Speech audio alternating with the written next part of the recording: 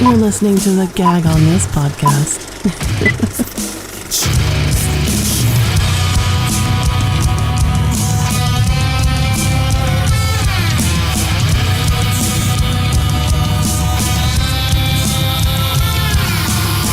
I see you standing up and I want to knock you down. Yes, it is. So there are 4 people listed. I only see 2, though. Yeah. So Danny D will not be here. She got booked on a show in Virginia. So she definitely wanted to take that opportunity to go tell her jokes there. And then Sharon, well, he forgot that it was a 5. So and he's always late anyway. That's true. But that doesn't matter. Sharon will be here eventually. But you got me, the host of Gag On This podcast, Big Nick, joined by my Portuguese lover, Robert. Hello. And I have an intro here. Episode description will have the show and guest social media. Like and follow us everywhere. Subscribe to our YouTube page. Hear the episode 2 days before it's released. Also see our beautiful faces. Like what you hear, leave a review. Hate what you hear, go right and fuck yourself. Okay. We are joined by the hilarious goddamn Kevin Gootee. Woo. Yo. So I just want to start by saying thank you for coming on here. I apologize that I had to bow out at the last second on your podcast. Yeah, you piece of shit. Hey, but I got you a guest. So, And the invite's still out there to rejoin when you get your affairs in order. yeah, well, See if it's still that invitation is still open at the end of this. Oh, we're going to have a joust, are we? No, it's like, wow, this sucked. Yeah, you may screen yourself out of the process here. Well, I mean, let's talk about it. Let's talk about the podcast that I unfortunately bowed out on. Cutting the Sacred Cow. Yes, sir. Love it. What is it? It's the best goddamn movie podcast out there. I'm going to tell you why. We're doing something that's completely different than every other film podcast is, which is usually 3 or 4 dudes sitting around a table drinking beers and saying, Star Wars is better than Empire. No, fuck you. Empire is better than Star Wars. No, fuck you. Both Jedi is better than Empire and Star Wars. No. What we do is this. We invite guests to come on to pick a film they find overrated or hate and try and convince us to see their argument. But here's the twist. The film must meet one of these criteria: widely beloved, critically acclaimed, financial success. So no, you can't come on and tell us Friday the 13th Part 8 is an egregious piece of shit. Yeah, we know that. So what we're doing is we're giving a platform to those who have unpopular opinions and try and say, hey, this movie everyone loved, made a ton of money or won Oscars, fucking sucks. Sometimes we agree with them. Sometimes you go, I could leave it, take it, die on the hill. And there are films you go, no, sir, or ma'am, you're a fucking moron. This film is fantastic, and you're just dumb. I like it. Yeah, I was going to pick Leon the Professional. That would have been a good choice. People really like that film a lot. I mean, I remember watching it first came out. And well, if you come back, I'll save my criticism. I do see your co-hosts. Rob has a picture of one of the films I think is insanely overrated behind him, and that is The Big Lebowski. I agree with you 100%. Oh, I hate you both. So if you find it overrated, why is it your green screen? Oh, I could change it. It's usually that or a toilet. Yeah. Oh. Or, well, ironically, those are both interchangeable with each other. Go. Is that better for you? I didn't have a problem with the first one. I was just curious why you had The Big Lebowski. I was like, did they listen to that episode where we went off? I can't see who's behind you. Oh, Reynolds. There you go. Yeah. Okay, so I'm done fucking with the screen. A lot of hairy man meat there. My goodness. Well, one thing I think you should be like extremely proud of is you've had like some fucking big name guests. Like, didn't you just have Ralph Sutton recently? Twice, yes. Nice. Ralph's a good dude. I know Ralph. I've done some of the Gas Digital guys, like Real Ass Podcast a couple of times. And Ralph's a great dude. I used to have a publicist that works with him a lot. And he's a great dude. In fact, I actually owe him a phone call and did pick his brain more because he's helped me out a lot when I first started the podcast about advice and how to get shit going on. Ralph's awesome. Ralph's a great dude. What were Ralph's movies? Avengers Endgame. I'm going to pause. And he did, oh God, what was the other one he did? It was another Marvel film. Shit. Now I gotta look. Let me. I'll ask me another question while I stall and look it up. If it was me, I would say any Marvel film, but that's just. You're off to a rip roaring start, aren't you? Yeah, He's just a grumpy old fuck, is what he is. I'm just so fucking done with the capes. You can be done with them, but that doesn't mean the earlier ones aren't good. Okay, well, the first one I saw was Thor. That was terrible. It was a fucking bucket of shit. And, sure was.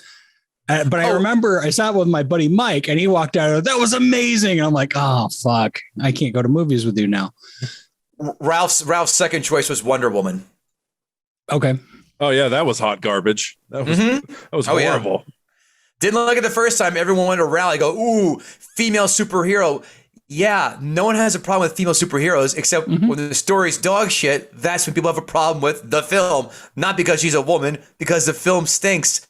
Everyone made their rallying cry. Same thing with Black Panther. I'm not saying it stunk. I'm saying it's very overrated. It's good. Sure. It's not great. People are like, oh, it's the best superhero film ever. No, slow the fuck down. And then 4 months later, Avengers came out, Endgame comes out, and or was it Infinity War? Torpedo! It's like, oh, stop it. This is not even a discussion. Panther's good. Panther's good. Let's not use that word great or classic. Best performance by a dying actor ever. All right. I will say that, yes. Excuse me, Heath Ledger. Oh, well, that was self-inflicted. Dying on the inside. Oh, God. That's a long list, man. Or as I like to say, Bad Coke 1, Brittany Murphy 0. Brittany Murphy holds a close place to Nick's heart, I have a feeling. Oh, yes. She's broken and beautiful. Beautiful? Oh, boy. Well, she's beautiful because she's broken. Oh, man. Okay, all right. Because I have a thing. I have friends who like to overvalue, aesthetics with women. Like, oh, she's hot. I go, if she's hot, and she's like a 6, by the way. What the fuck is Salma Hayek? What the fuck is Pam Anderson in her prime? What the fuck is Sophia Loren? Like, you can't use that. That's like the penultimate compliment. So when someone says like some random girl's hot, you can find her attractive. We may have different tastes, and that's fine. But you can't say like hot, because if she walks in a room and Rebecca Romaine Stamos from 2000 walks in a room, this girl is gonna get like everyone's gonna ask her to take the picture of Rebecca Romaine Stamos, not her. Thank you for bringing the 2000s into it. Yes, I'm mixing it up. I'm throwing classical. I'm throwing current. I'm throwing a little old school. I'm throwing a lot old school. I like to surf different waves, guys. You'll find that out real fast. Well, you do, because you also do a fantasy. What is it? Fantasy Jibber Jabber? Fantasy football Jibber Jabber. Yeah, we did it for a couple of years. We don't do it anymore. The studio we did it at shut down. But yeah, I still do the picks every Sunday with my daughter, who eats cookies or treats, as I give my picks against the spread. Last year, 56% against the spread. Everyone loves watching my daughter eat cookies. Now that she's 6, she has a lot to tell everybody and a lot of information. Before, when she was 1 and 2 and 3, it was just eating the cookie was her sole focus. But now it's a goddamn 3 narratives wrapped in what I'm just trying to spit out. Well, by the way, the Giants are getting 10, and I'm going to tell you why you should take them. Yeah, that's what's turned out to now. But she's a pisser. So let me ask you. I'm a diehard Cleveland Browns fan. What do you think about them signing Deshaun? This is a multifaceted question. If I was your team, I would have to do it, but realize the stench that's going to come along with having him on your team. I mean, I had Lawrence Taylor, the greatest defensive player ever to play the game, on my team. Now he's being busted for underage prostitutes, which does not sully his legacy in my book as the best defensive player ever to play the game. My wife can't stand him, but that's okay for the obvious reason. Hand in hand for all the times he got busted for coke too. Yeah, well, the coke, who cares? That was the 80s. I mean, but the underage prostitutes, it's like, oh, Lawrence, we could have showed a little bit of hesitancy before saying yes to the back pages of Craigslist. It's just tough. I mean, I'm a Yankee fan. I had to deal with A-Rod, and I hated A-Rod because he's a bitch. There are just people you're going to sign. You're like, oh, fuck. What happened? Is there someone at the door? Oh, he wants to show me Burt Reynolds. He just disappeared into Burt Reynolds' chest hair. Did you see that, viewers at home? It's probably his kid. His kid will randomly walk in at the most inappropriate times, and his kid's like 9, so his kid can understand like sexual references, and that's usually the prime time his kid walks in. I'd love to know why the door wasn't locked if that was the case. Yeah, well, I mean, his shirt does say "World's Okayest Dad," so I mean, World's most meh dad. On a good day. Attaboy. As long as social services is denied at your door, you just keep on setting those pins up and knocking them down. They just got to find me. So but Deshaun, I mean, look, he's gonna make you better. Baker's a bitch. We all know that. You know that better than anybody. The guy is a gag artist. The guy is a prima donna, and the guy is a pain in the ass. I don't hate the Browns. I'm a Giants fan. I have no reason to hate the Browns whatsoever. I'm just watching from afar. But he is just a bitch. Let me play. And his wife's out there. He's hurt. Like you would go, you shut your mouth. I got this. All right. I don't go into work. Never mind. That's too easy of a joke. I would. Too easy. It's just, I don't like the way he handled it. Like if you're hurt, don't say you're hurt. Just go out and fucking play. Like he did that for a while.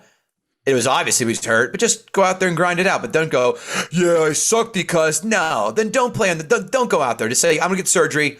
And I'll see you in 6 weeks, maybe 8, whatever. Joe Theismann was hurt. Yeah, by Lawrence Taylor. Anything else? Complete accident, by the way. If you watch the replay of that, like I have 8 million times, he is mortified. He's like waving, like get out of here, get out of here. He has almost tears coming down his face, and when he realized, he goes, "Oh my god, I ended this man's career just by looking at his leg. It looked like he stepped on a limpet mine, something like that." Check it out. Long-winded answer about the Browns and fucking Deshaun Watson. You could have just been like, the Browns are going to Browns. And I would have been like, yeah. They are. That division just got a lot easier. Not really. I mean, the Bengals are ahead of you. The Steelers are going to fall behind somewhat. But now the Ravens are still dope.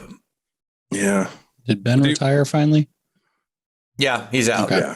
Yeah, he's done. It's the Mitch Trubisky show along with Kenny Pickett. So stay tuned. He's not going to do the Tom Brady I've changed my mind bullshit. No, he was like paper mache running around there. And I could not wait, and I did. I was salivating when they're like, oh, they're playing the Chiefs on the road in the first round of the playoffs. I threw an obscene amount of money in that game and go, I don't even have to look on the first half, on the game. I teased it. I go, this isn't going to be close. And I was right. Well, how fucked, though, for that guy that bought, the last touchdown pass just for him to unretire. They got it back. He has money back. Oh, did he? Good. Yeah. He has money back. They had to void the sale, but still, how fucking bullshit, man. At the same time, fuck him for wasting money on something like that anyway. Yeah, that's fair. Well, I love money Derek, to burn. I love Derek Jeter, but I wouldn't pay for his last bat where he had a walk-off win. I could give a fuck. What I would pay for are the closed circuit TV footage of him smashing a young Scarlett Johansson, Mariah Carey, Jessica Biel. Did I go on? That's what I would pay for. Yeah, I would too. Okay, we're on the same page, right? Oh yeah. Yeah. Okay. Pretty much anything Jeter hit. I mean, I'm trying to think of I'm trying to go back in my lexicon and be like, was there anybody? No, everyone. It's so funny how he did that. He just had all this run of smoke. Jordana Brewster, another one. I mean, he just ran through all the A-listers in their fucking prime. And here's A-Rod going after, dusty ass Cameron Diaz way after the fact. and all these other like Madonna. I'm like, Jesus Christ. I mean, what?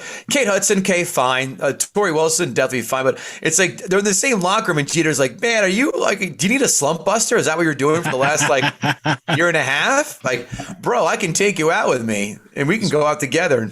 And we got Sharon has joined us. Yes. Hey, yes. Sharon, Kevin, Sharon. How you doing, Kevin? What's up, Sharon? Nice to meet you. Just hearing your rant about A-Rod. That's a sure fit right there.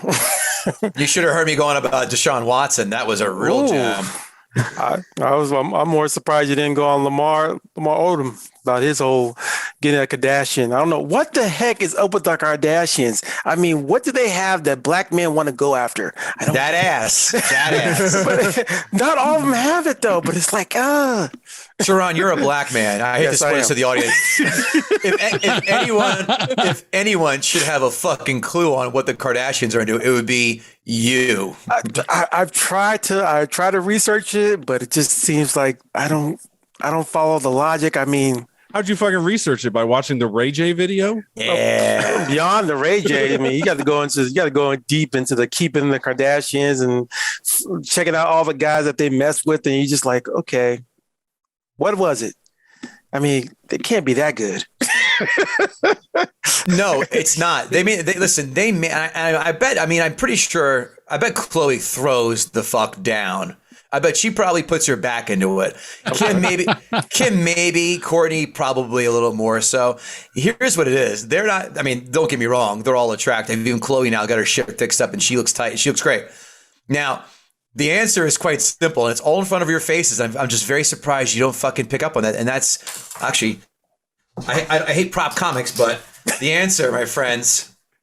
Oh yeah. That's a damn good prop right there. I would have just busted out like a $100 crummy ass $1 bill that's all ripped on the side and shit. That was He was great. going to whip his dick out. Shit. Thank you for not doing that. Do you fellas want to see 6 1/4 inches of German penis on your podcast? No. No. YouTube would that would be our second thing, and YouTube would probably knock us off. So Yeah, I just got monetized, so I'm now going back on those monetization reviews. They go, yeah, it's okay to air, but not for monetization. I go, shit. Well, Just now because. didn't they change it to where you can't curse within the first 10 minutes? I didn't know that. I don't know any of these guidelines, because that's the case. We're in trouble. Yeah, because I think you can't monetize a video if you curse within like the first 10 minutes or some shit. Because I know a lot of people are now. Well, I know a lot of people are now editing out their curses just for that first 10 minutes. So I think at 10 minutes and 1 second, just cunt, and just no context whatsoever. I think. That's exactly what I say when I see the Kardashians on my TV. Just say cunt. No. You go all the way down to even to Jeter. It's like, okay, this content too. So I wonder if Jeter banged one of those Kardashians. I gotta think he did. He got the mother. No, he didn't, did he? Chris? Oof. Oh, I don't know about that. Yes, he married her. Well, Derek Jeter. Jeter. Jeter. I thought about No, not Jenner. Jenner, yeah. I was going to say, I was like, wait a minute. I'm like, my dude did not butterfly his dick into a fucking labia minora and majora. All right. let's just make sure we're crystal clear on that. All right. Oh, I'm sure he could have. I remember Jose Canseco say he did. He did what? He hit the Kardashian mom. Yeah. Did he? Yeah. Really? He put a big braggadocious about people he's been hitting and stuff. But he also, I remember, because I went to the Yankee game that next day. He was coming out of Madonna's apartment at like, I don't know, at the ass crack, and the Post caught him. And the next day in the bleachers, some dude brought a big ass sign to the game when I was there, a big ass picture of Madonna. You see Canseco pointing and laughing at it. I believe that. Yeah, I mean, now it's just Jose Canseco makes fun of trans women. Jose Canseco's gone insane. So, well, that's been. He went nuts. His He went whole nuts. life. Yeah, he went nuts when he couldn't get 500. He wrote a goddamn book about it and said, I'm dropping dimes on everybody here. And that's what started the steroid scandals. Yes. which, if you ask me, when baseball was rife with steroids, the home run competition, that was an entertaining fucking time in baseball. I actually watched it at home. Now, no. I'm a diehard baseball guy, so I'll still watch it. I don't. If I'm there, it's okay. Like, I want to get into it because that's 6 hours of my day. But if I'm not 6 hours, it's 4.5 when the Yankees play the Red Sox in the playoffs. That I've been to those games, many of those games. So, but three and change, 3:15. That's fair. I'd rather rock hockey then. Fuck that. The Ranger game the other night was fucking 3 overtimes. That shit ended at 11:45. Puck dropped at 7:10. Damn. Well, that was like what was it? It was the longest playoff game ever. I think it was. Well, no, because wasn't it the Blues? The Blues went into 4 overtimes. Was I it? believe. I could be. I could be. I used to be huge into hockey. Then the strike, I stopped giving a shit. And then now I'm like, all right, I'm kind of, sort of. Now the Rangers are good again, so I've been watching for the last couple of years, but not as frequently as I used to. Right from like the early '90s, and then they won the Cup in '94. And I was like, all right, and then it's been quiet since. Yeah. So I do want to talk about this awesome thing that you did. Hopefully it comes back. Comics, watching comics. Did you watch it when it was out? I heard of it, and then I was like, good. holy That's really good. No, I'm serious. I really did, because when I told Rob that we booked you, I was like, holy shit, this guy created comics watching comics. Like, I fucking heard of that. Then I watched some. Yeah. And then I was shocked, like 8 fucking seasons. Damn. Oh, wow. That's good. On Amazon, yeah. First 4 were on YouTube, and then I got it on Amazon. I got all of them after that. Yeah, I would love to bring it back. Except I'm not going to be footing the bill for it. It's time to find a production company or TV channel to foot the bill for me, and then I can get a bigger name, make a glitzier production, bigger stage, all that shit. I would love to do it. I had a ball doing that. It was so much fun. I kind of, I majored as a TV and film major in college, but that was a fucking crash course into the shit they don't talk about, which is pitching and doing things to get it out there. And then obviously social media was not around in the late 90s when I was in college dating myself. I don't give a shit. But it was a great experience. I had a lot of friends, a lot of fun. And I hope it translated well to those people who watched it and learned stuff from it. Most importantly, my producer, her name's Lynette Palladino. She was on season, is she 7? No, whatever. Who cares? She's in the army. She's one of my very good friends in comedy. She's in the army. She got deployed to Iraq, and she would just always, hit me up on Facebook Messenger like, hey, when's the new season dropping? Because she showed me when she got back. She had fucking notebooks filled with notes from the show of the pearls that were sometimes dropped.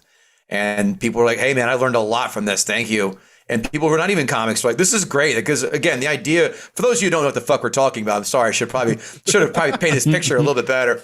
Or maybe Nick should have, you piece of shit. Just kidding. Hey, I just lob it up. You're the one that hit out the I know, you're right. I fouled that one off. So think of Last Comic Standing meets Mystery Science Theater 3000. What we did was we taped a bunch of comedians doing, I would say early-ish to intermediate comics, doing 5 minutes. We taped about 25 comics per season. We taped 2 seasons in one day. And then we would take the footage to my house where I'd have a panel of more successful, more tenured comics than me sit there on my couch. We'd watch their footage. We'd critique, we'd praise, we offer advice. Like, oh, that joke's great, but it'd be make it just a 10. It's in the 8 or 9 now, but make it a 10 is boom. Or that joke's fucking gold, man. That's great. Or we'd shit on people sometimes, like just rip them apart. But there's a lot of inter-couch banter. The ball busting on the couch was great. So basically, the idea is we show people at home, first of all, it ain't easy doing this at all. And it's not just, oh, you watch fucking, I was going to say Fallon, but he's not funny, Letterman, and said, oh, you memorized like 2 jokes Letterman said, and then you go to the office cooler the next day and you recite them, and people laugh, not knowing, A, you stole material, and B, that you sure as shit didn't write it. And saying, this is the hardest thing anyone can do. And how much time it takes, and the sacrifice, and all the unsexy horse shit that is associated with comedy. And we told the comics, and we told stories like on the road or the other crowds or gig stories. So again, this is just us pulling the curtain back, kind of peeling back the layers of the onion and showing the whole story of comedy. So again, a lot of people who are not in comedy like, wow, I had no fucking clue. And the idea again was to show like people at home, if you're at a comedy show, the comics in the back, this is how they are talking while the show is going on. So yeah, it was on Amazon for 8 seasons, and I'd love to get on a network now. So for all of you listening out there, we're looking for a production company and a network. So let's tango. You say 8 seasons, they only pull up 2 on Google. So Because it was on Amazon, but now it's off. oh, okay. Yeah, but you can still catch it on YouTube. Some of the clips you can. I'm lazy. It's just uploading to YouTube is a time. I have to upload the episode, my Gutting the Sacred Cow episode every week. Now think about going to upload, I don't know, 12 episodes per season, 8 seasons, and then tagging it and putting all that in there. Yeah, that's a lot of fucking time that I don't have.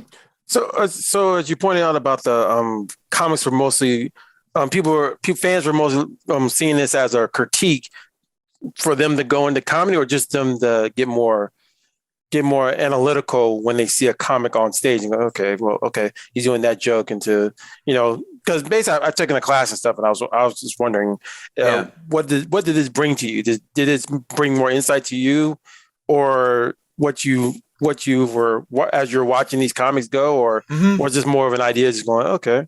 I learned the short and the long term. The long term goal. Excuse me. Like long term girl. She's in my next room. I call her female roommate. Some call her wife. She loves that. She loves that joke. No, she fucking hates it. The long term goal was to get this shit shopped and get on a network and get Kevin out of corporate America and comedy and become a full-time TV show host. And that still is the goal. I love to do this. I love to do fantasy football jibber jabber. I wrote a movie game show. I fucking know it's never been done. I'd love to do that. And of course, Gutting the Sacred Cow. That's something that people will talk about. I don't know how many comics you have on there. It sounds like a lot. Mm-hmm. When you get into comedy, you're like, all right, first things first, I'm going to be a road comic and just go up the ranks and fight and claw your way through all that horse shit. And that's fine. That's great. That's a great path. A lot of people, including myself, you have these opportunities, just drop in your lap, or you get hit with a lightning bolt of inspiration. I mean, in POW, like, oh shit, the idea for the show for Comics Watching Comics, I was at a mic one day, and it was the worst group of comics ever. And I was texting with a friend, and we were just ripping them apart back and forth. And she's like, I said, this should be a show. And she's like, yeah, right. That'd be hilarious. I go, no, you could be a show, because who on a show you just get your asshole ripped apart? I'm like, well, and at the time, Last Comic Standing was on, and I hated it because I get it. You can't be dirty. Fine. But it was just so boring and just bleached, who cares? It's all a reality show. Everyone thinks that those people are new. No, they are not. They are all tenured comics. So they're kind of misrepresenting. I go, how about we give people who are on the cusp of trying to get out there and host or even feature a spotlight? So that's where that came from. So yeah, I went down that path of I'm going to become a comic, and then I branched off into, oh shit, here's voiceover. And now look at me. I'm going to write shows, and I'd love to show run. And fuck, look at me now. Now I'm fucking a podcaster with Gutting the Sacred Cow for the last 2.5 years. And that now has taken the crux of my time by far. Here we are. Now I'm talking to you fellas. But it's no all downhill from here, buddy. Yeah, and no Danny D. She's too good for us tonight, huh, fellas? You believe that shit? Yeah. Yeah. I mean, if she was here, she'd be on the side of the road coming to us on her phone, or she'd be in an Uber yelling at her Uber driver and sorry guys, I'm here. And or be high. Yeah. It sounds like you're kind of happy she is absent. She brings a certain panache. I like how Rob was just like, well, it's just funny. We're definitely an afterthought sometimes. Sharon, you did this. You did the one thing that Adam Kroll calls out best, and it's so funny. It's like, you ever watch an interview, like for a movie, they're doing press, and one you can ask hey, they ask, I don't know, some actor, well, what's Jack Nicholson like? And they go, well, Jack's Jack, which is them saying he's an asshole, but then not saying that. So Sharon's like, well, she's like, oh, here it comes. That train is never late. Never is. It's right on time. I just figured out the entire chemistry of Gag on This podcast in under 30 minutes. Wow. Yay. One thing I do want to say is you did a Comics Watching Comics for a previous guest we had, Gianmarco Ceresi.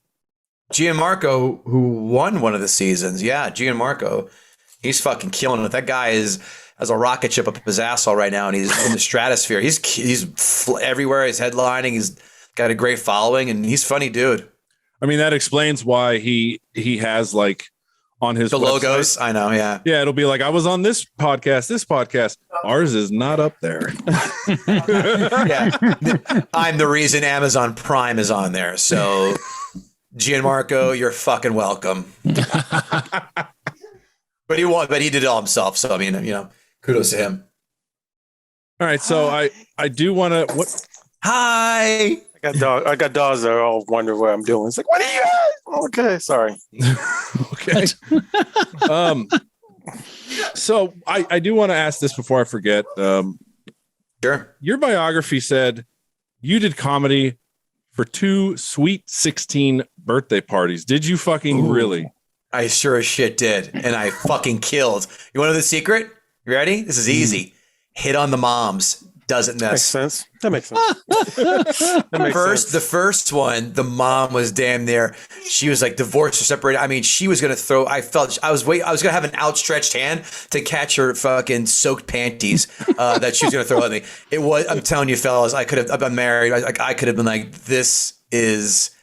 I could have taken her and her sister in a closet somewhere and had fun. Wow. But, yeah. The second one was pretty cool too, but it was just, the dad was kind of hanging around and I was just flirting with the mom. I'm just doing some crowd work, but the kids, and then, yeah, it was just fucking around with the kids. Yeah. I've done 2 Sweet 16 parties and you're like, they got to suck. I'm like, no, they didn't suck at all. They were fun. They're really fucking fun. Well, go ahead. How do you Come about? I know. Great question.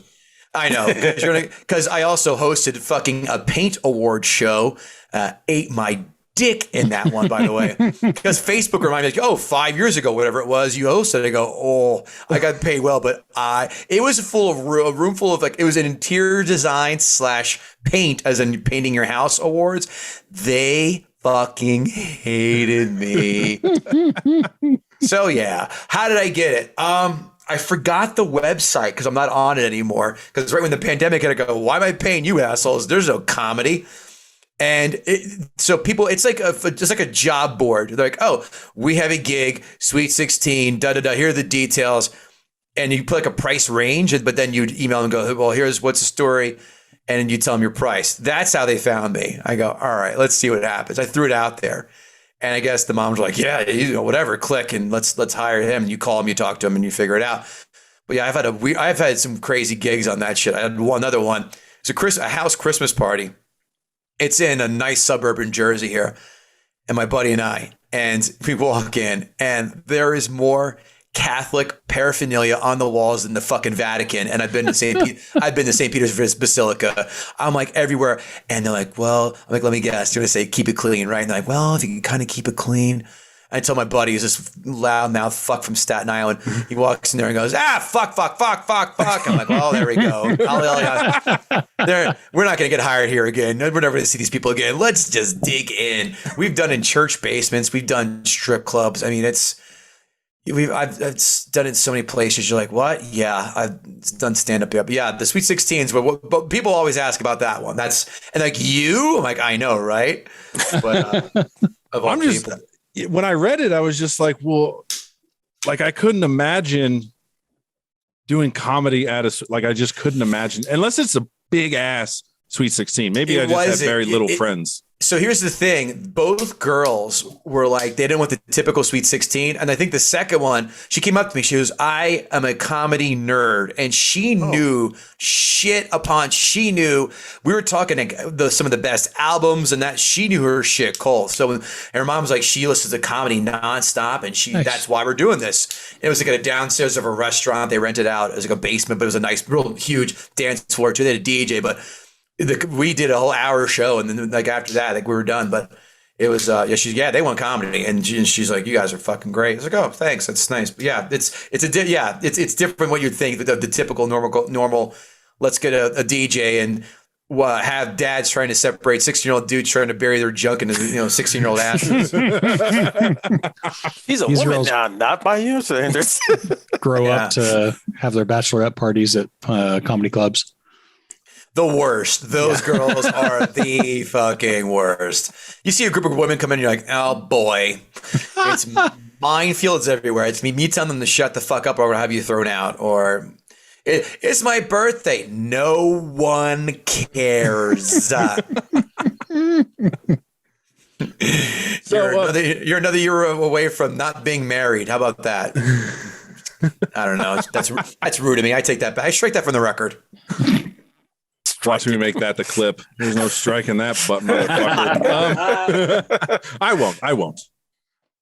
Thought about it. So I did. I'm not gonna lie, I did. But then I was like, I don't want to be that asshole. You mentioned voiceover. You mentioned commercial work. So I'm curious, how do you get into voiceover stuff? Like, you just send them reels? So that's one weird. It's one of those kind of like the Sweet 16. I just fell into it. I started comedy, and I had a few people come up to me and go, you know what, man, you got a pretty good voice. You ever think about doing voiceover? I go, no. And it happened enough. I'm like, well, maybe I'll give it. And then one night after a show, a dude came up. We were on the show together. Where I'll never forget. We're at the Essex Street station down the Lower East Side, Manhattan. And he's like, dude, anyone ever tell you we should do voiceover? And I go, fuck, you're like the 8th person to tell me this. I guess I should consider it. And he said, here's the story. I got a guy, as every fucking New York story starts. I got a guy, and he's like, here's the story. He's a very opinionated gay guy. He will tell you in fucking 2 minutes if you suck or you have the goods. He will not take your money. That's why I'm telling you to go there. So he's like, here's his number. Give him a call. Find him on Facebook. Hey, what's up? Tomas told me to talk to you. He's like, yeah, sure. Let's come on to my studio. Let's roll. Let's see what you got. I went in there. Read some shit. I mean, I was raw. I suck. But he's like, I can hear you've got the voice for it and the types of the roles you can go for. So then you do like 5 or 6 coaching sessions and you create a reel. He created a reel for me. Then some of the websites you pay to be on, they just, it's like a job site. Same thing. You put your resume up, they'll find you'll use keywords. Same thing. Or you see like, looking for a white sounding voice, 25 to 50, looking for a fast talking, whatever, blah, blah, blah, blah. And then that way. And then also down the line, you meet people who have agents. Sometimes you get in with the agents. I've had agents. I have one now, freelance or a full-time one.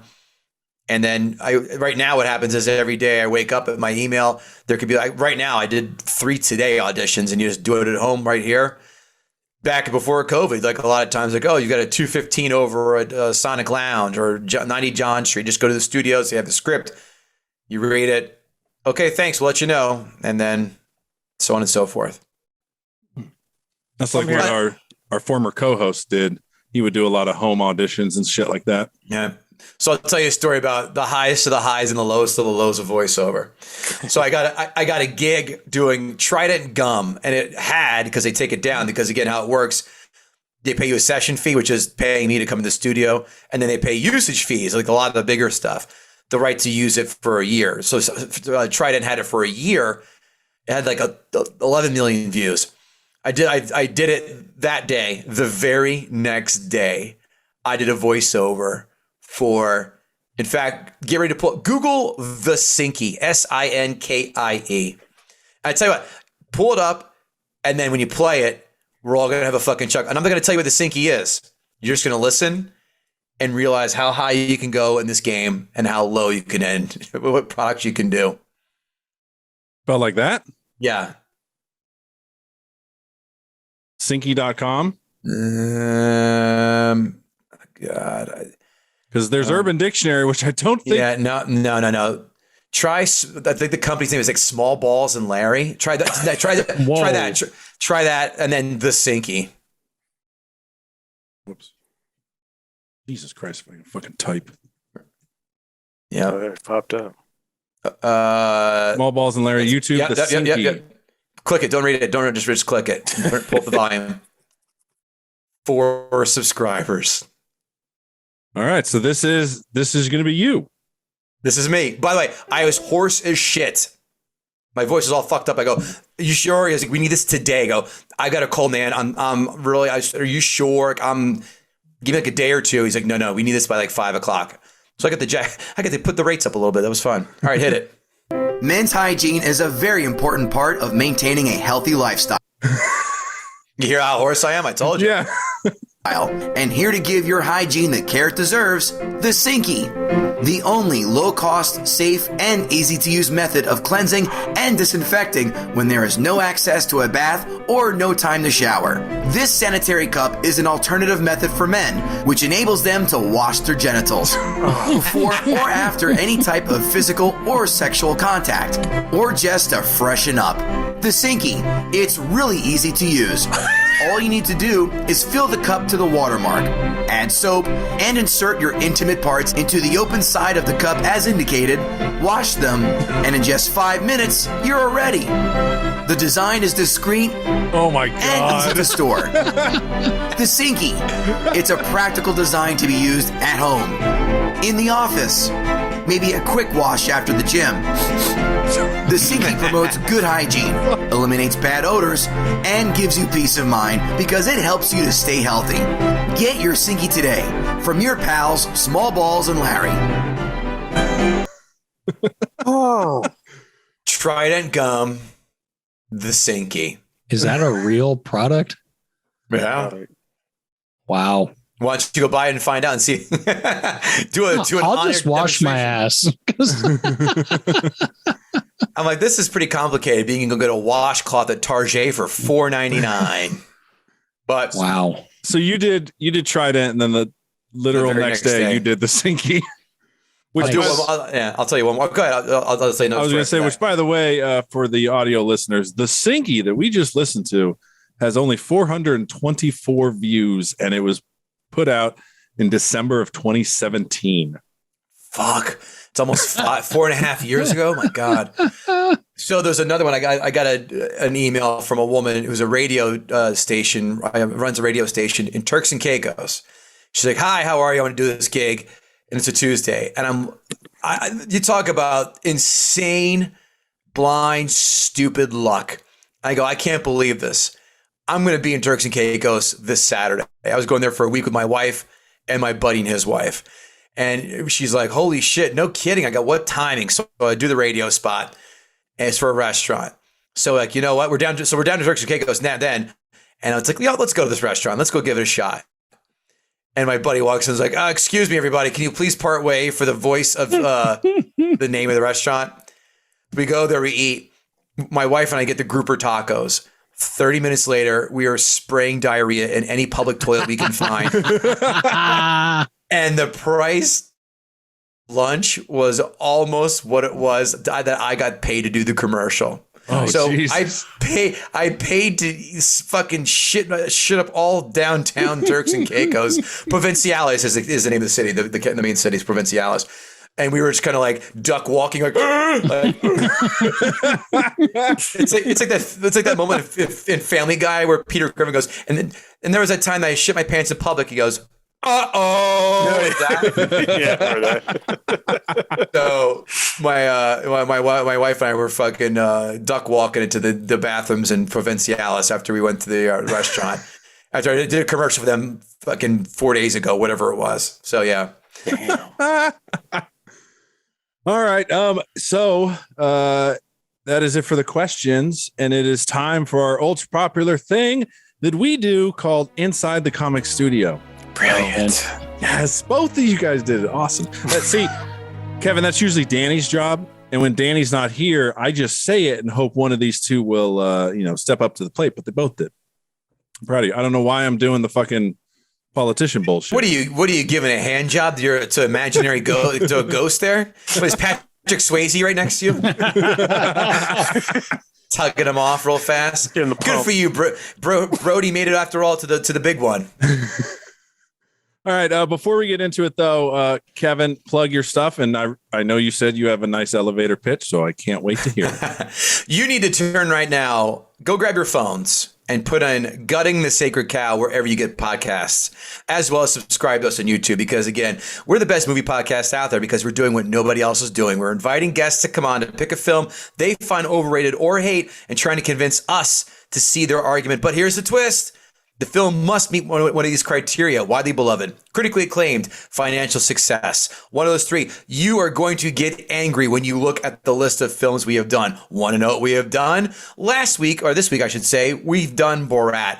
Next week is American Pie. Recent films we've done, our guests have done. The guests pick the films, as Nick kind of alluded to before. We don't. People go, you guys are a bunch of contrarian assholes. No, we don't pick the films. The guests do. Don't yell at us. Do we agree or not? Some of the recent films that we have done. Back to the Future. I'm pausing for effect. A guest hated Back to the Future and wanted to air his grievances about that. The Dark Knight. We've also had people do 16 Candles. Jaws.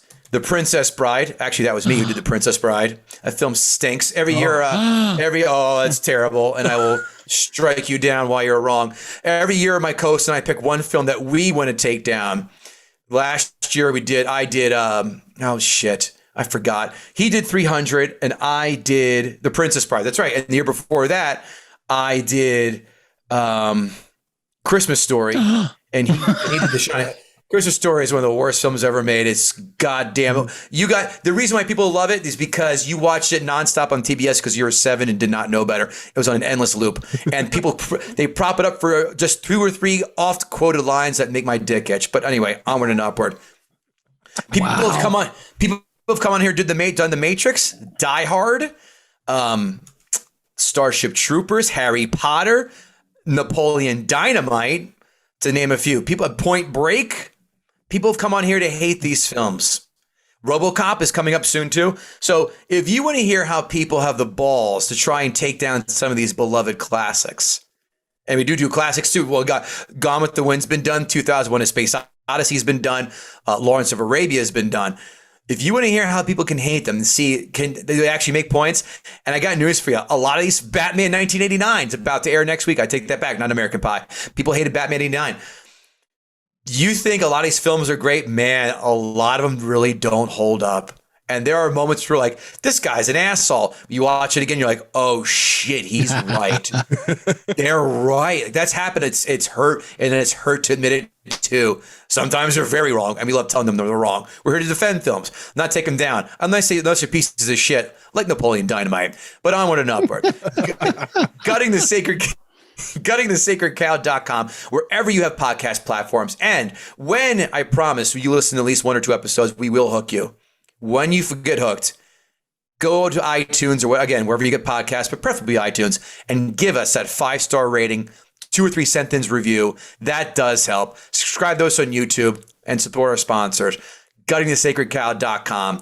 Again, I promise you, the best movie podcast you will hear because we're doing things no one else is doing. And we're also in the metaverse at the Joke Community Comedy Club room. So when you're done jerking off to VR porn, come over and watch some guy try and take apart fucking Jaws or something like that. All right. Sharon. He has Short Circuit on here too. Dang. No. No, we did not do Short Circuit. I said we short-circuited a film. Oh, I saw Short Circuit Transformers. So you must all did Transformers. Yes. Anyway, we did. Yeah, you can catch me on Iambic Poetry Podcast. We also do movie reviews on poetry movies. The latest one we're going to be doing on is Roxanne, starring Steve Martin and Daryl Hannah. Yeah, so that's a trip. And you can catch me also on doing DJ work with the Wind Down over in Galt. Check us online, Serious Productions. Boom. Nice. Robert. My side project, Stand Up Dad's podcast. Do that with my buddy Mike. We talk about parenting, throwing some dick jokes. I have nowhere near the elevator speech that you have, but we're on a hiatus now, but that may be ending soon. But we got over 140 episodes for you to check out. So check them out. Yes, and follow me on Twitter at TheBigNickJ, fantasy-funeral.com. Stay abreast of all the celebrities that are dying and what points they are giving us. Rob is in the lead, and he's crushing everybody. Hard. Yeah. Also, we have merch. It'll be in the show notes, so click that. Next week, we have Can't Stand Up comedian Dan Smith, Morty the Mortician after that, Atlanta comedian Nathan Owens, and then June, we're so far open. So if you're a comedian, you want to come on. If we don't get anybody, we'll probably just do another podcast month because those always go good. Hi, Owen, Rob's kid, who just walked in. All right. So, Kevin, Kev Dog. Yes, sir. No one calls you that. Have you listened to the podcast before, sir? Yours? No. Okay, good. By the way, I appreciate that quick answer because usually people are like, well, I mean, they want to give me some, I'm going to tell you a secret I learned from Greg Fitzsimmons. Ready? When someone ever comes up to you and says, great set, always ask them, what part of the set did you like best and why? So if you were to come up and say, oh, you like the podcast? Because I do this to people all the time. Hey, I love your podcast. Really? What segment do you like the best? And if they don't come out and say, well, that doesn't happen, like the segment we do where we pull out things that they do in movies that they try and pass off as regular everyday occurrences, but no one fucking does them in real life. Example, no one has a spare set of keys tucked away in their sun visor in their car. No one does that. So when people get in a car to try and get a strange car and get out of there, pull down the sun visor, that doesn't fucking happen. So chock full of those in Gutting the Sacred Cow. Yeah, so that's why I do that, because I will not fall guilty. I will not fall prey to my own baiting methods myself. oh, well, usually I don't even quiz them. I'll just be like, well, that's good that you did. Thanks for lying to my face. Yeah. So we do this thing called Inside the Comic Studio where we ask all comedians the same 5 questions. First question, first joke that landed well. Oh my God. Oh, okay. This is one I wrote, very early, and I'll still trot it out from here and there. It's a one-liner, and it's evergreen. I hate white people that brag about paying money to run a 5K race in mud. Big deal. In Africa, that's called Wednesday. And some cocksucker on Reddit after a while goes, that's racist. He goes, explain to me what part of that is racist. Go ahead. I'm not going to hear anything from me. Oh. All right. Next question. Favorite thing about the local comedy scene? Oh God. Just that answer. I'm in Manhattan. The opportunity is there's no better opportunity. You can hit 4 or 5 mics and shows or whatever you're up to. If you're new, if you're you can do 4 or 5 sets, maybe even 6, and it's 4 subway stops away. Whereas everywhere else around the fucking country, you got to get in a car and drive.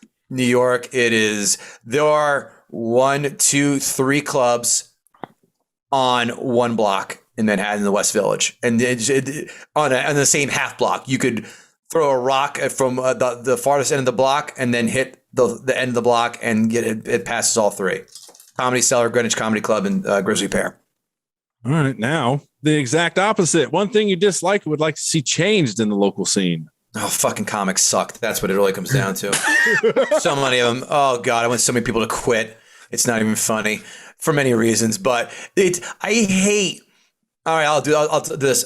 It's not just local to New York. I'm sure this is everywhere, so I don't care. I'm going to cop out. I don't give a shit, but I can get New York. I don't know. It's the same problems everywhere. So here's my answer. I fucking loathe when people are like, if I ask, hey, what's up, man? And then they vomit at me their calendar, and then I walk away. I don't fucking care. I'm not paying to see your shows. I'm not coming to see your shows.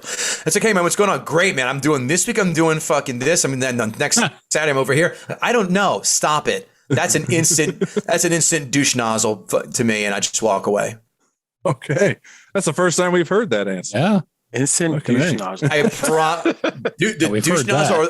I was going to say that's ubiquitous, guys. Stop. All right, next question. Favorite local comedian? David Tell's number 1. He always will be number 1. He's by far the best comic, and I'll tell you why. How I quantify that. Go ask any pro comic, any headlining, well-known comic, who the best comic out there is, and their answer is David Tell. And to even one up that, they will say, I stay in the room when he goes on stage. They want to see his set without fail. The guy is fucking just drops hammer and lightning all the fucking time, man. He's been a beast for years, and he hasn't gotten his due. Maybe because he doesn't want to be famous. That's his thing too. He's not like, doing like stadium tours like Bill Burr, but he certainly has the abilities to pull it off. The guy's a genius, and he's the best comic right now, right there. I wish you could still get the Up All Night shows. Insomnia, love them. Was it Insomnia? Insomnia, 100%. Okay. I'm a huge David Tell fan of, Yeah. And one more, I'll tell you, when I found this album, everyone I tell to go listen to this album, they come back to go, that's the greatest album I've ever heard. His first album, Skanks for the Memories. Everyone I turn that on to, they're like, that's the fucking greatest album I've ever heard. And people quote it. You with comics, you can quote lines from that, and they'll know exactly what the next line is going to be. It's flawless. I'll have to give it a look. See, you after of course you binge download all my podcasts. Then I give you permission to do so. Yeah, cutting the sacred cow, by the way. Please do. All right, last question. Advice to new comedians. Quit. No. Always quit. I know. Don't, and this was given to me, don't wish for things to happen to you too soon, because the worst thing you want to do is get that tap on the shoulder for an opportunity and you're not ready. I know a lot of people have had that, because what happens is if you're here, if you're like this, let's say this is the bottom level. If you're here and then you get to a little to here and then you get that tap on the shoulder, like come up to try and be here, and you fuck up, which there are people who can have that insane skill that they can answer the bell of their first year or two in comedy. More often than not, no. Then they fall below where you are. You get forgotten, you get thrown in the pay no mind list for years. It takes more work to dig out of that than it does to climb the ladder. So don't start asking for shows when you're about 3 to 6 months out there. Just fucking go out, do mics.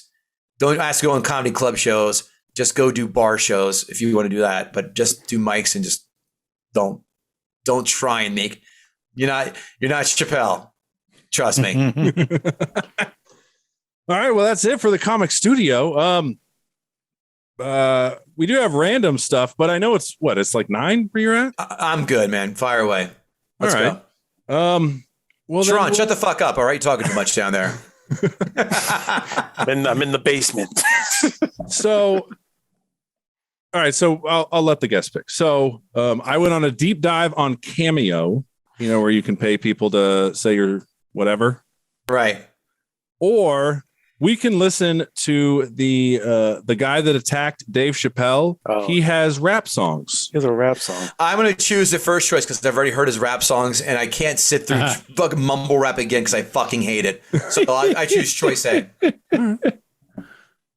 Alrighty. Share sound.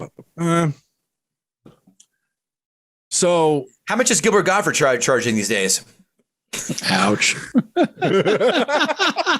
Are we really going to go talk about the Island Boys? Oh, no. So, all right. No. So I was watching Deadliest Sketch and my wife has like the biggest crush on Jonathan Hillstrand, which is it's awkward.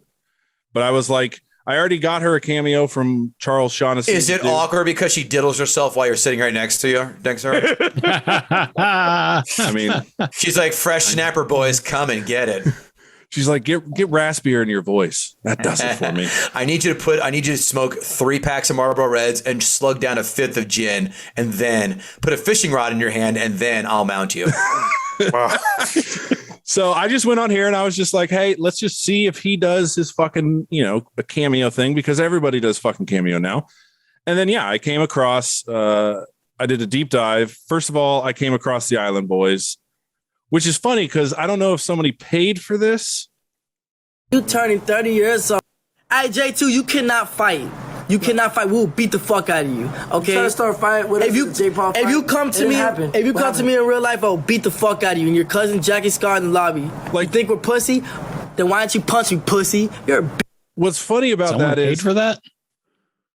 I'm assuming so, because he's reading something and they won't record a video for you unless you pay. Wow. Which, by the way, I did think about paying someone on here to endorse the podcast. But I'm more impressed that Harvard is putting out such quality alumni. That's some top-notch education going on there.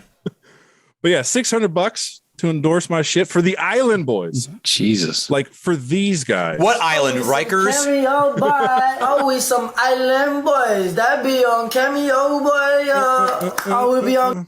Yeah.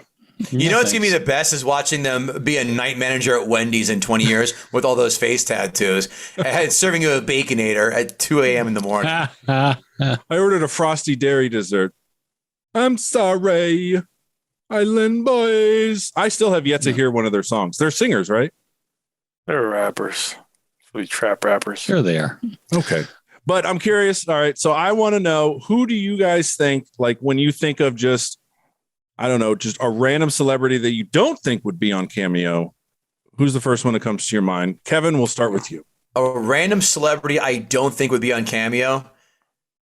I know Howard Stern's not on Cameo, but that's too easy. Let me think. Who else? Let's find out. How about Lawrence Taylor? I bet he's hurting for some bucks. Is it W or UR? W. Hey. Oh, he is. Holy shit. Hall of Famer. Let's see. Holy Jesus shit. He can Christ. endorse a business for $7,500. I love how his personal is 356 as is in his jersey number, Yeah. motherfucker. So let's Surprised he didn't go 560. But let's see. We can listen to holiday, birthday celebration, birthday, or just nothing, apparently. How What do you guys want to hear? I want to hear about how he had to call his bondsman for getting an underage prostitute. I don't think I wonder if because I they love you, Lawrence Taylor, and I have photos of him. I'll tell you a quick story real fast. My guy I used to be friends with, he had a bachelor party in Atlantic City, and I get the emails for the Borgata. I go there all the time, and they're like, "Oh, coming this weekend." And there's the first weekend they redid the sports book. It was a week, actually funny. My wife and I were there like a week or two before that, just to hang out for our anniversary. So they redid the sports book because sports betting became legal in Jersey. It was one of the first states in the nation to legalize sports betting. So they had a grand reopening of where the horse betting was, but now the sports book was there. And they were celebrating by having stars there. Like, oh, okay, you read down the list because it's in South Jersey. It had like Brent Selleck, who was a tight end for the Eagles. Yuck. Jenny Finch, who played softball, and then Dwight Gooden. And the last person says Lawrence Taylor. And my buddy, I go to the Giants. He's a season ticket holder for the Giants. I call him and go, sit down right now. And I go, why? I go, sit down. Listen to this. I go, so we're going there this weekend. You know who's going to be there for this thing? He's like, who? I go, blah, blah, blah, blah, blah, blah, blah, blah. I go, and Lawrence fucking Taylor goes, no. I go, yeah. He goes, what is he charging? I don't care. Get 2 tickets now. I go, already bought him, $75. Bring in my autobiography. So the other 2 guys, the guy who got married, who I don't talk to anymore, and our other buddy, they're like, you're going to meet this guy at a bachelor party weekend. Go, it's Lawrence fucking Taylor. Yeah. I watched this kid. I was a kid watching. I go, yes, I am. I go up to him and go, Lawrence, I fucking loved you. And then he gave me Sunday. He's like, oh shit, man. Thanks. I like making that film. And he signed the book. He gave us a signed picture too. So yeah. And I paid $75, not $356. I like this. We're educating the youth. You're doing more than educating, buddy. This is how you light a crack pipe, kids. Just kidding. Did not How do you good doing, crack. big guy? Here, you having your 11th birthday, and I'm sorry I couldn't get back to you sooner because of the holidays and stuff.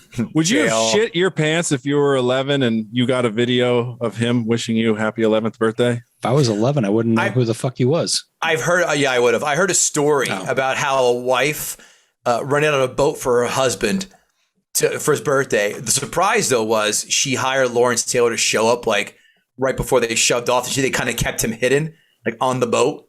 And then like right when they brought the cake out, she's like, I got one more surprise. And the guy like broke down crying like, holy fucking shit. To where Lawrence Taylor was so moved, he didn't charge the wife to come on because he was so like touched by the guy, like loving him. And, you know, just they were talking, you know, giant shit on it. That's like a rumor I heard from, I forgot where, but if it's true, it's great. If it's not, it's still a good bedtime story. All right, Sharon, who's one person you think? Punch from Chips. What's his name? Oh, he He's a definitely whore. has one. He's definitely Yeah, well, what's Dude, his he's name? at he's all those shitty conventions with Eric Estrada.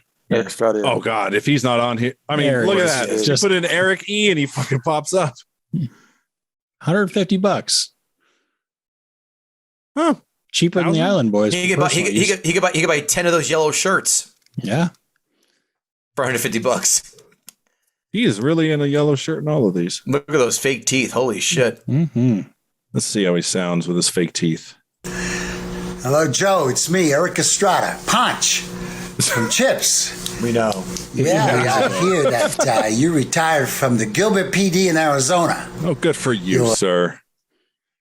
But yeah, he's Landon, our tourists. He used to be a sheriff. I don't think he needs to say Ponch. Everyone knows him. Like, you're Ponch. Like, you can walk in a restaurant like Ponch. Like, it's like you were playing multiple roles like Tom Cruise has. Like, it's like you're the one that, like Stifler. We know you are Stifler. Don't have to say Sean William Scott. Like, Stifler, we got it. Some of these are, because there was one guy on Deadliest Catch we found on here. He's dead now. He's been dead for a couple years, but he's let me guess. The Marlin got him. So he somebody paid for it, and he apparently got it all wrong, and they left a scathing review. Oops. Like, next time, say what we told you to say. It wasn't a new house. It was this person, not this person. Like, he just fucked it all up. Imagine him giving like a divorce. Like, hey, Andrea, guess what? Mark thinks you're a cunt and doesn't want to get married anymore. Oh my God. I wonder if you could do that. Mm-hmm. You could serve the papers via fucking Cameo. That is genius. Hey, everybody, this is Stifler's mom from American Pie. I just want to let you know you've been served. Ha ha! Gotcha, bitch. Rob, what about you? I'd say it's a toss up between like Steven Seagal or Charlie Sheen. Oh, Steven Seagal. We gotta try. How many rubles does he cost? I don't know. I think he's I think he's. You know why? Because he's in Russia. He's in Russia. And he's in Russia and he can't accept payment. That's why. There's Steven in Louisiana. The Seagal. He was, but now he's in Russia. There's Steven the Seagal. I like to have Steven Burkoff, the bad guy from Rambo: First Blood Part 2 and Beverly Hills Cop. What is he charging? Steven what? Steven Burkoff, the third one down. Victor Maitland from Beverly Hills Cop. Come on, guys. Where are you? I remember. Yeah, I remember him. 700. I mean, that's cheap for a business. Yeah, 100 for personal. Lone Wolf calling Night Raven. Hey, come to Bob's Big Boy on Route 10 over there in Whippany, New Jersey. Who is the other one, Rob? Charlie Sheen. Is he on there? I don't think so. Oh, he has to be. Or any Baldwin brother. Holy shit. Yep. Oh, yeah. Holy hell. He's not taking requests. God damn it. He's got to take time off for HIV treatment. Let's see how he looks and sounds. Even Magic Johnson was back. Kristen Stewart. It's Charlie Sheen. What? And yes, you are the other Kristen Stewart, the sexier, smarter, more evolved Kristen Stewart. What the fuck? Martin Short. He needs to do cameos to buy more hair dye. What the fuck happened to that howdy doody hair of his? Seriously. He's trying to do like Martin Short. Wait, he said he lists Jaws as one of the films he's been in? No, he's not been in Jaws, guys. Maybe one of the sequels? Nope. I've seen all the Jaws films countless times. What was he in Jaws 3 as like a background guy? Maybe. So I just got to see. I saw Mick Foley on here, and he's like my idol. That's a bargain. 1,500. Meet him live. Oh my God! I wonder. Do you think we could book somebody and then just have them as a guest? $500. Meet him live. They'd probably give like 10, 20 minutes or something. Which probably. By the way, I just have to show you this. Lindsay Lohan. Just show me your tits, Lindsay. That's all we want to see. Wow. She's 7,500. But then 500 personal. Who's that? Oh shit. She's doing. I want to ask her what she charges for Planet Fitness commercials. Lindsay, can we get a three-way between you and your mother? Or Merriweather? Try to get Merriweather? 15,000 for both. Jeez. All right, here's a question, guys. If you had 15 grand to blow, what celebrity would you waste it on to have them send you personalized? I'd bet on Floyd Merriweather to win a fight. That's what the money I'd spend it on. Well, he's no longer fighting, right? No, I don't know. Oh, he's fighting Pacquiao or something like that in those exhibitions. Here's the answer: if I'm spending 15 grand, I want my money's worth, and I want Rodney Dangerfield to come back from the dead for 15 grand because that's the only person that I want to see do this. Stooping themselves into this. By the way, I'm not on Cameo yet, but I'm sure we will be soon. Oh, by the way, I'm not above it yet. There is, let me share it again real quick. I just want to show you guys something because I thought about going on Cameo because there is a topic called Twitter comedians. Yuck. These are just people that are just funny on Twitter. And I have more followers than some of these people. Didn't one of our guests end up on here? And then Johnny. Yeah. What's he charging? Johnny, what the fuck is his last name? The best is when you go on Cameo and see other comics, you're like, oh, stop it. You shouldn't be doing this. It's for Johnny $10. Taylor's on there? Wow. Oh, I emailed that guy to be in the podcast. Is he good or no? Yeah. Johnny Taylor, yeah. We've had him on. He's hilarious. Yep. He opened for Mick Foley, actually. Yep. Right, Rob? Oh, really? Yes. $15. Yeah, let's see. For business, 105.